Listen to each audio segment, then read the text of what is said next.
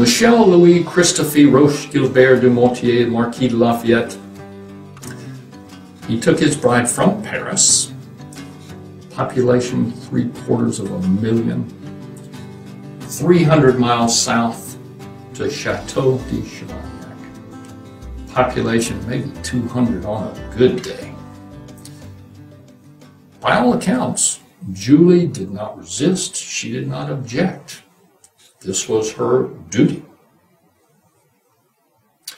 Michel Louis became a colonel in the French Grenadiers. He likely got that rank because of his relationship with the Rivières. The Lafayette pedigree had in its line a Marshal of France, one of the highest accolades in the French military. But for this cadet branch of which Michel Louis was part, he was their highest pedigree in the military, his colonel.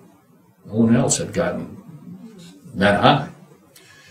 He served in 4 campaigns during the 7 Years' War. That's the French and Indian War in America. 4 campaigns. Now here's the deal about that. Whenever you commanded a campaign, you had to pay the men and material. It was a drain on the bank account. And Michel Louis, 4 campaigns. Count them. He was away at war, Michel Louis was, when his first child was born. Now, here, really to set this stage, I mean, we need kettle drums, at least 2 of them. I mean, it needs to sound off. We need brass. We need trumpets right here. This is the real story. So this is Tuesday, September the 6th, 1757. Our Lafayette. No, let's get this straight. Marie, Paul, Joseph, Yves, Roche, Gilbert du Motier was born. Tradition says it was on the ground floor of Chevignac's southwest tower. Jules Cloquet was Lafayette's longtime physician, and Cloquet said nobody's really sure that that's tradition, southwest tower. The day after he was born, our Lafayette was baptized in a parish church right close to Chevignac. His godfather was Marquis de la Rivière. The Marquis was in Paris, 300 miles away. The Marquis, 300 miles, long way, poor roads. His godfather was not at the baptism. His mother, Julie, was weathered. She was not at the baptism. His godmother was Marie Catherine. She was there in all her splendor. And Lafayette was baptized by the Abbé de Murat, M-U-R-A-T, whom Lafayette referred to as an uncle, but was really a cousin, despite the age difference. Lafayette was baptized the day after he was born. Lafayette later commented that string of names, Marie, Paul, Joseph, Yves, Roche, Gilbert, it really has a ring to it. He commented on that string of names. He said, "I was baptized like a Spaniard. It's not my fault," he said, "and with no intention to deny myself the protection of Marie, Paul, Joseph, Yves, Roche, I most often called upon Saint Gilbert." This is to say that Lafayette was Roman Catholic, but he didn't get that ticket punched very often. So the Chevignac household now had these members.